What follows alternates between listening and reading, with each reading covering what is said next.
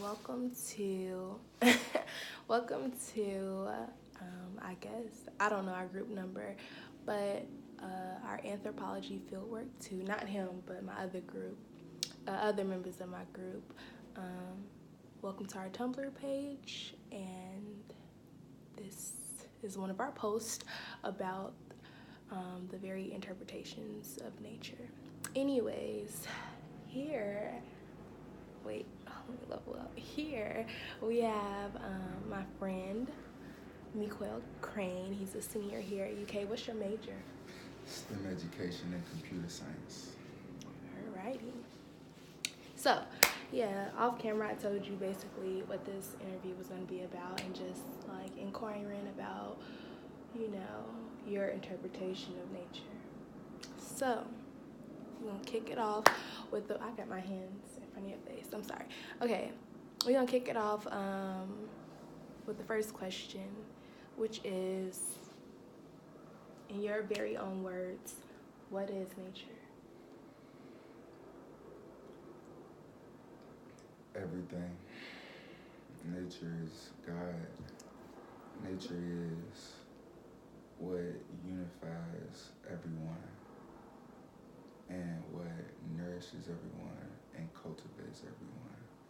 It provides us with everything we need, and if we take care of nature, it'll do so forever.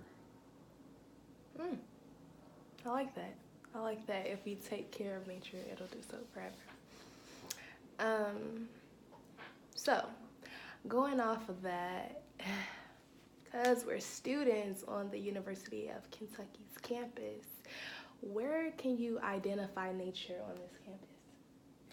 I actually appreciate how many trees we have on campus. I've seen a lot of campuses that they real industrial looking. Mm-hmm. We have hella construction, but beyond the construction, I just like the trees, and the fact that we have the arboretum is dope. Yeah, I love the arboretum. Exactly. Yeah. Contrary to your opinion, we'll talk about that off camera. I don't believe that we have enough trees on campus. But anyways, talk about that later. So, with that being said, do you think there is a distinction between the terms nature and environment? No. Why? Well, maybe if you consider yourself not to be a part of nature, and so then you can say environment is basically what people are inside of. So then basically nature would just be the nature that's not including you, but everything around you. So then maybe that, but I don't necessarily make that distinction. Mm-hmm. You said you don't necessarily make that distinction. Mm-hmm. Okay. Interesting. All right. And then, so based off, and that's funny that you said, if you were to consider that nature and the environment were two different things, nature would be excluding humans. So I guess you kind of answered this, but just for the sake of it, do you think nature includes humans or not? Definitely does. But I think that the mainstream culture thinks that it doesn't, and so most people don't think that we are included in nature, but I think that we are. I know that we are.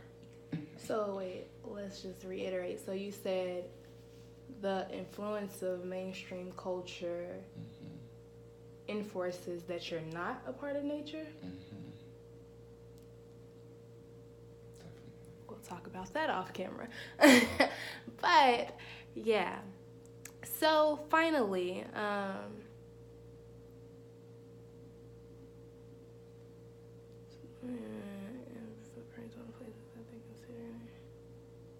so okay. You said you consider you didn't say, but do you consider the arboretum as nature or a part of nature? Definitely. All right, what other locations on campus besides the Arboretum do you believe is considered nature? Well, I like the amphitheater behind Memorial Hall. How you got the grass seating and all of that. I think that's kind of cool. Um, and I like the area around the student center, between the student center and like Whitehall and all of that, where the walking path is, where you just got all of that, and the little sitting areas and stuff like that between Right. the trees and stuff. I like that. Okay. I agree. I like those green spaces as well. Yeah, it's very, very, very beneficial to mental health and just the overall nice scene to look at. Definitely. Because we spend so much time in boxes, which is what I call these buildings, just four walls, that it's great to get back to nature and just embrace it. So yeah, I agree. It's definitely necessary for your health. Definitely. Yeah, I agree too. Now, I'm going to go back, going off of what you said about if you were in the stance of distinguishing nature and the environment, you said that humans wouldn't be considered part of nature. I don't know, I'm just stuck on that, but I have further questions. The thing that I'm curious of is if you take that stance and you apply it to all of those locations that you just listed off on our campus, is that really considered nature just because of the human footprint on it? Like, if you think about it, I'm not going to say none of them, but most of those areas had human contact, or they were socially constructed. It wasn't like it evolved naturally or on its own. Like, there's always human contact with any of those green spaces that we see and sometimes appreciate on campus.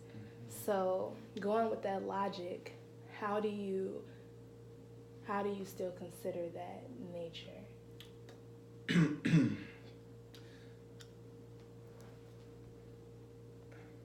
Like I said, some people feel like the environment versus nature is like saying the distinction that you're making is that the environment is what's outside of you, basically.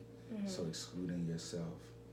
Following that logic, it's everything's in levels, like Meek Mill said. So even though it might not be nature, it's still more nature than what we in right now.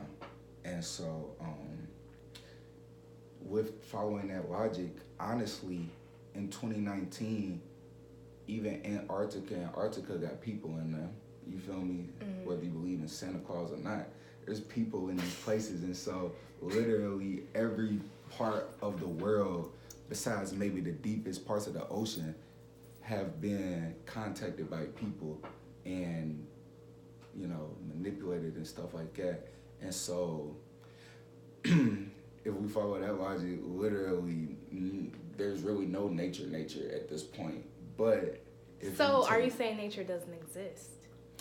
I'm saying if we're taking the logic that human contact then makes something not nature, yes. But remember, I said that's what mainstream people think. That's not what I think. I think we are nature. As within, so without, as above, so below. Everything that goes on with the earth and its cycles is the same thing that goes on with us and our cycles. And so I don't have that stance, that's but deep. That's the mainstream stance, is that we're not a part of nature and we have, changed nature into something else. But that's deep. So overall, I don't know. I feel like, okay, so in this class, this is anthropology, by the way. I don't know the title of the class specifically, but in this class, like, we're intently focusing on the word social construct. Well, at some point in the class we were. And I feel like over time it's gotten a negative connotation to it. Like, you know what social construct is, right? I kind of briefly went over it, but yeah. So in that sense, like, the logic that you're telling me, I kind of believe that social construct doesn't exist in that world. Or it does, to the point that it's not a bad thing as it's been portrayed by mainstream media. Mm-hmm. So you opened my eyes to something that I didn't think about. That's great. Well, this looks like it's the closing of this interview. I really appreciate your answers and your opinions. They were really thoughtful, insightful, very intelligent, and yeah. Thanks. Your questions was intelligent, so I didn't come up with these questions, but Dr. Malanzi, yeah, these were great questions. Well, you was dope in your delivery. How about that? Because execution is everything. Yeah. Thank you. All right. See you guys. Mwah.